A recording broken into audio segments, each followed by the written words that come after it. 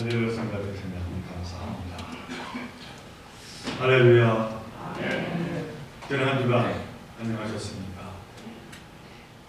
오늘도 마음을 다하여 정성껏 예배드리는 여러분과 또 가족이 주님의 크신 은총이 충만하시기를 간절히 축원드립니다. 오늘은 교회로 사순절 첫 번째 주일입니다. 이 사순이라고 하는 말은 넉사자에 열을 순자가 합쳐진 말로 40일을 뜻합니다. 성서에서 이 40이라고 하는 숫자는 어떤 중대한 사건을 앞두고 준비하는 기간을 뜻합니다. 모세는 십계명을 받기 위해서 40일 동안 시내산에서 기도했고, 이스라엘 백성은 약속의 땅 가나안에 들어가기 위해서 40년 동안을 광야에서 훈련했습니다. 예수님도 공생애를 시작하시기 전에 40일 동안 광야에서 단식하시며 기도로 준비하셨습니다. 이렇듯 성서의 전통에서 볼 때 이 40이라고 하는 숫자는 항상 중요한 일을 준비한다 하는 뜻을 지니고 있습니다. 특별히 사순절은 참된 부활의 기쁨을 맞이하기 위하여 주님의 십자가 고난을 함께하며 준비하는 기간입니다.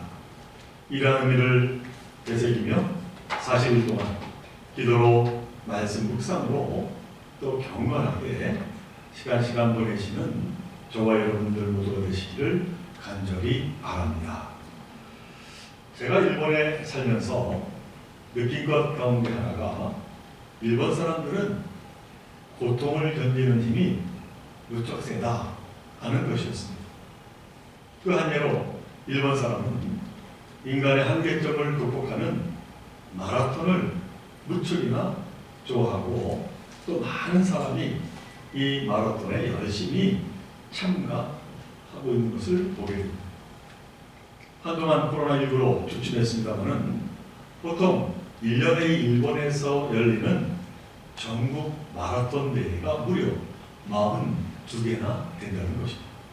그리고 여기에 참가하는 것은 나이 제한도 없고 성별 제한도 없습니다. 누구나 참여할 수 있는 마라톤입니다. 그리고 매해 그 수가 늘어나고 있다는 것이죠. 그들은 고통을 어찌 보면 즐기는 듯한 느낌을 받게 될 때가 있습니다. 그만이 아닙니다. 일본 사람들은 끌어안기를 잘합니다. 자기의 신체를 접어서 가만히 끌어앉아 있는 것, 무릎을 꿇고 앉는 것은 사실 보통 힘든 일이 아닙니다. 그런데 일본 사람들에게 이 무릎 꿇고 앉기란 특별한 일이 아닌 평상적인 일처럼 보입니다. 그래서 그들이 그렇게 끌어앉아서는 몇십 분, 아니 몇 시간 돼야 하는 그 모습을 제가 보곤 했습니다. 제 처가 이 사실을 모르고 차 마시는 차도 모임에 따라갔다가 무릎이 아파서 그래서 혼이 나서는 2번 다시 가지 않았습니다만, 이처럼 일본인들의 남다른 기질인 이 고통을 참고 견디고 이겨내는 힘이 아마도 일본을 이끌어가는 큰 원동력이 아닌가 하는 생각을 해보게 됩니다. 자, 그런데 이 신약 성경에 보면 이 초대 교회야말로 이 같은 고난과 고통을 누구보다 강하게 견딘 믿음의 공동체였음을 보게 됩니다. 오늘 본문에 나오는 에베소 교회도 이같이 고통을 인내한 아주 대표적인 교회였습니다. 오늘 본문이 요한계시록 2장 2절의 전반부의 말씀입니다. 내가 내 행위와 수고와 내 인내를 알고 하는 말씀이 나옵니다. 여기에 나오는 인내라고 하는 이 단어, 헬라어로 슈퍼모넨 이렇게 되어 있습니다만, 이 단어는 단순히 견디는 그런 인내의 뜻이 아닙니다. 피를 흘리며 쓰러질 정도의 고통을 견딘다 하는 뜻을 가지고 있는 말입니다. 그리고 이 같은 인내는 다름이 아니라 하나님의 이름을 위하여 고통을 끝까지 참고 견뎌낸 그러한 인내였음을 성경은 말합니다. 오늘 보면 3절의 말씀, 또 내가 참고 내 이름을 위하여 견디고 게으르지 아니한 것을 아노라. 그런데 그뿐만이 아닙니다. 이 에베소 교회 교인들은 하나님의 진리와 이단의 가르침을 바르게 분별할 줄 아는 말씀의 성도들이었습니다. 그래서는 이단의 잘못된 가르침을 용감하게 아니라고 배척하고 물리치기를 주저하지 않았습니다. 한마디로 결단력이 있고 실천력이 있는 교회였다라고 하는 것이죠. 오늘 보면 2절의 말씀입니다. 또 악한 자들을 용납하지 아니한 것과 자칭 사도라 하되 아닌 자들을 시험하여 그의 거짓된 것을 네가 드러내도다. 이처럼 하나님은 에베소 교회가 어떠한 교회인지 잘 알아주셨고 인정해 주셨음을 성경은 말합니다. 그런데 흥미로운 사실은 그럼에도 불구하고 이 에베소 교회가 하나님의 책망을 듣게 되었다라고 하는 것이죠. 오늘 보면 4절 전반부의 말씀입니다. 그러나 너를 책망할 것이 있나니. 여기에 더해 더 기막힌 말씀이 5절에 나옵니다. 그러므로 어디서 떨어졌는지를 생각하고 회개하여 처음 행위를 가져라. 만일 그리하지 아니하고 회개하지 아니하면 내가 네게 가서 네 촛대를 그 자리에서 옮기리라 하는 말씀입니다. 이 에베소 성도들에게는 청청병력과 같은 너무나도 두려운 말씀, 그 말씀을 지금 주님이 하고 계신 겁니다. 아니 왜 에베소서 교회는 그토록 고난과 고통을 인내하며 충성스럽게 믿음을 지켜나갑니다. 칭찬은커녕 이처럼 무서운 책망을 들어야만 했을까요? 그 당시 이방교회인 이 에베소 교회는 로마와 유대교인들의 핍박으로 너무나도 힘든 그 시기를 가졌습니다. 그러나 예수님의 십자가를 기억하면서 그 같은 그 모진 고난을 이기고 박해를 견디고 죽음까지 각오한 믿음을 지키고자 최선을 다했습니다. 아마 이 믿음이 없었다면 어쩌면 이 에베소 교회는 그 에베소에서 사라지고 말았을 겁니다. 그런 만큼 믿음을 지키는 것은 너무나도 귀하고 가치 있는 일이었다라고 하는 것이죠.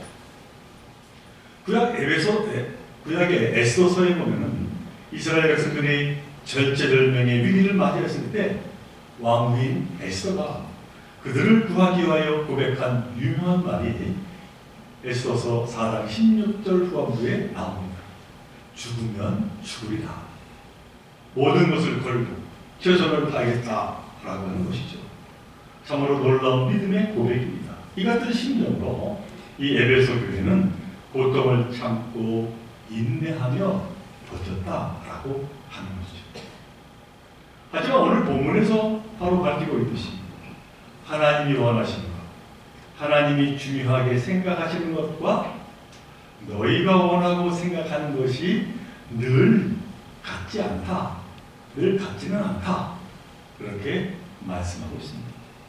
다시 말해서 내가 생각하는 우선순위, 내가 생각하는 바른 믿음, 내가 생각하는 바른 믿음의 행위, 내가 생각하는 바른 수고, 내가 생각하는 바른 믿음의 인내가 하나님 보시기에도 그렇다고 단정하고 주장하면 안 된다라고 하는 것입니다.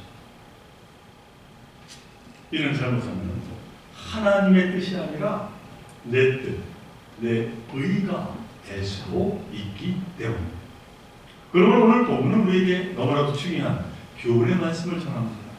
그것은 다른 게 아니라 피 흘리는 수고와 고통의 인내를 넘어 하나님께서 첫 번째로 원하시는 것이 무엇인가 하는 겁니다. 하나님께서 가장 중요하게 여기시고 하나님께서 가장 기뻐하시는 것이 무엇인가? 라고 합니다. 자, 그것이 과연 무엇입니까? 오늘 본문은 너무나도 분명하게 말씀합니다. 그것은 바로 사랑입니다. 오늘 본문 4절의 말씀.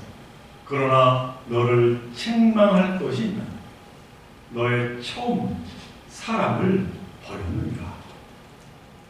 그러니까 믿음을 지키기 위한 고난과 그로 인한 피 흘리는 고통을 감내한 인내가, 그 믿음이 너무나도 중요하지만, 그러나 그것보다 더 중요한 것이 바로 이 사랑이라는 것입니다. 악한 자들, 거짓된 자들과 싸우는 그 용기도 너무나도 중요하지만은, 그러나 이 사랑이 먼저라는 겁니다. 그렇게 사도 요한이 주님의 말씀을 전합니다. 오늘 보면 5절 전반부의 말씀. 그러므로 어디서 떨어졌는지를 생각하고 회개하여 처음 행위를 가지라. 요한복음 13장 34절 이하에서 예수님 우리에게 그 무엇과 비길 수 없는 첫 계명을 말씀하셨습니다. 새 계명을 너희에게 주노니 서로 사랑하라. 내가 너희를 사랑한 것 같이 너희도 서로 사랑하라. 너희가 서로 사랑하면 이로써 모든 사람이 너희가 내 제자인 줄 알리라.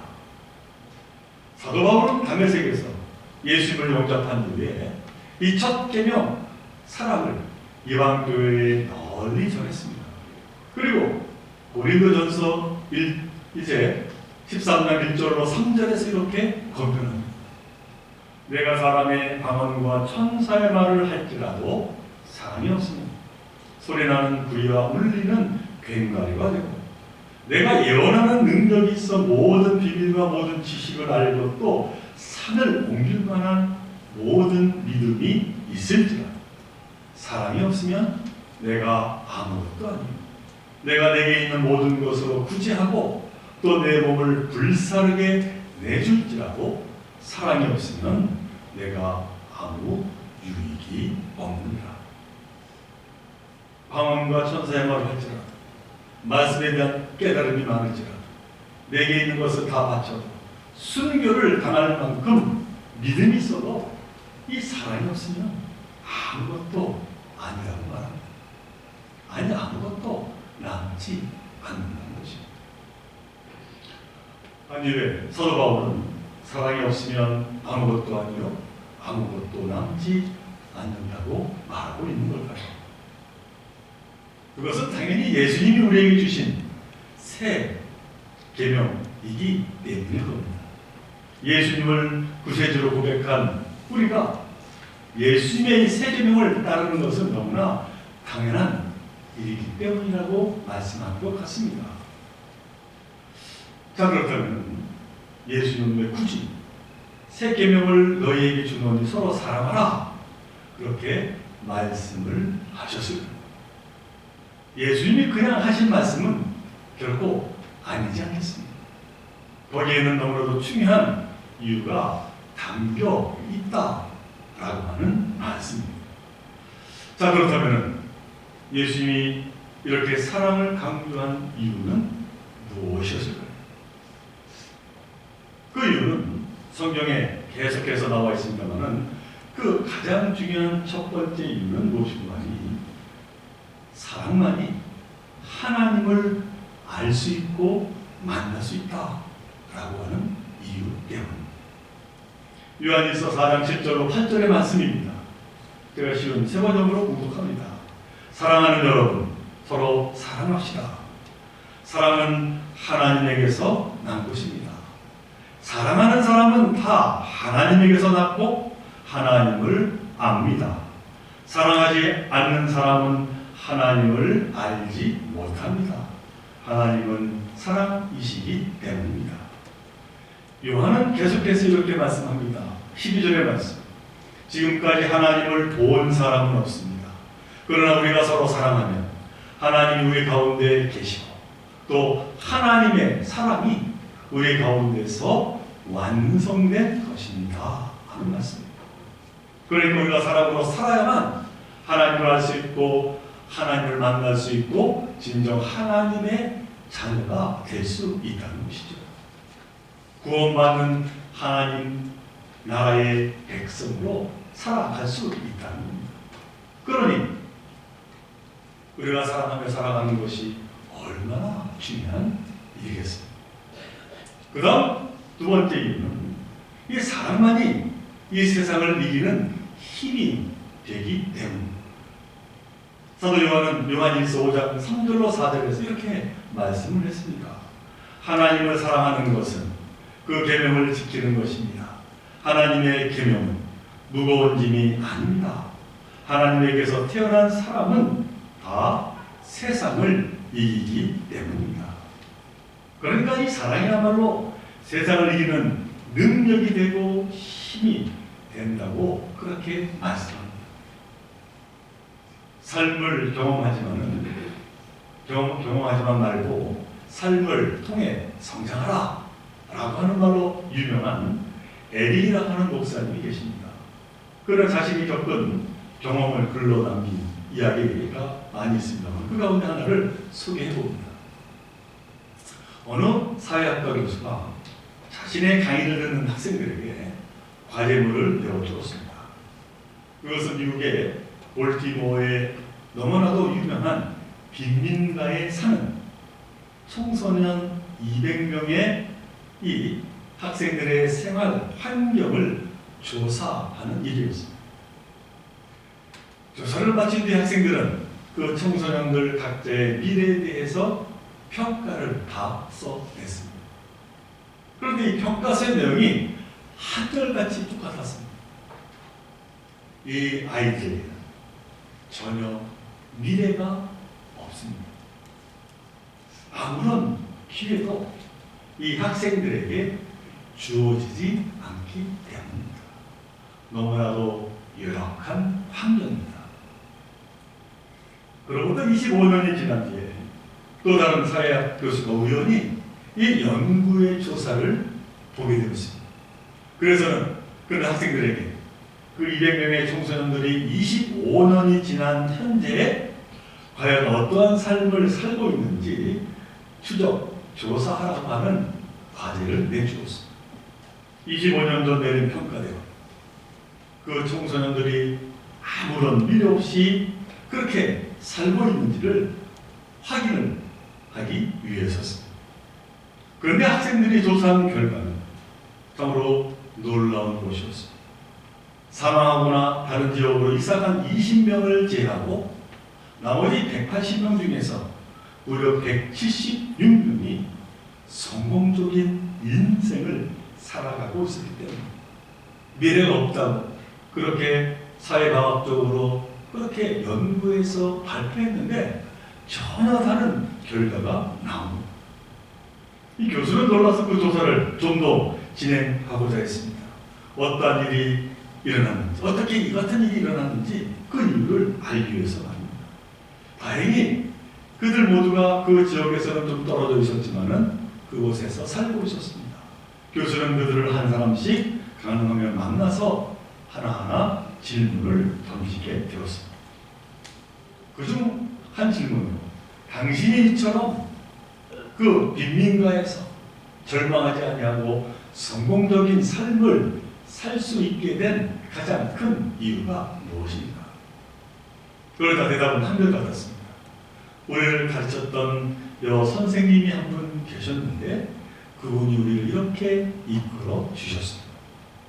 그 교수는 그 여선생님이 아직 생존하고 있다 하는 것을 알게 되어서 이제 수소문 끝에 그 여선생님을 찾아가게 되었습니다.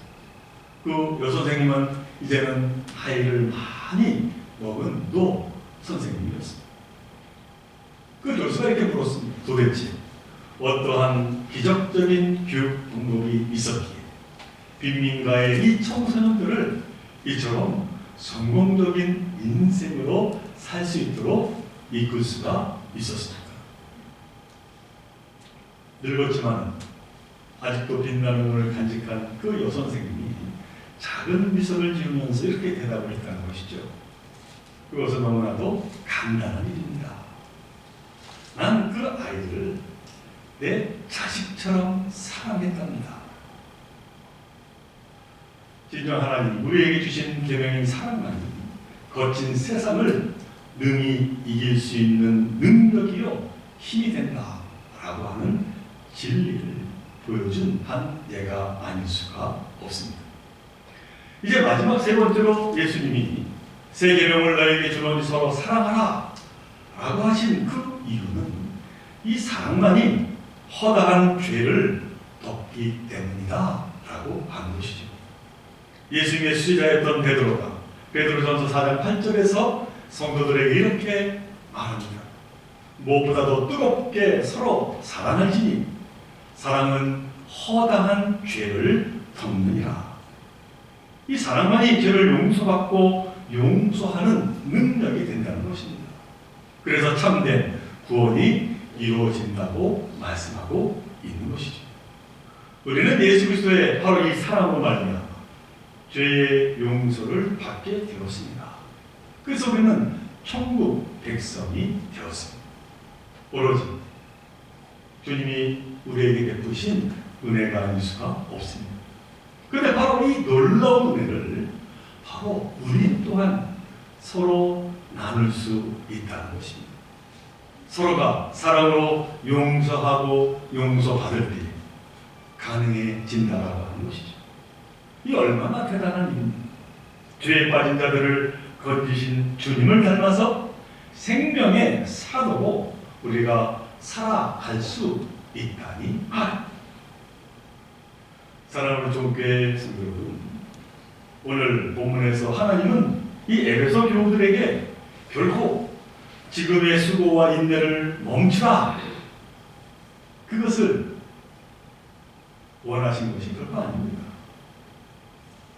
그러나 지금까지 최우선이라 생각했던 것들, 제일 소중하다고 생각했던 것들, 그것이 과연 하나님이 가장 원하시는 일이었는지를 살피라 말씀하고 있는 것이죠.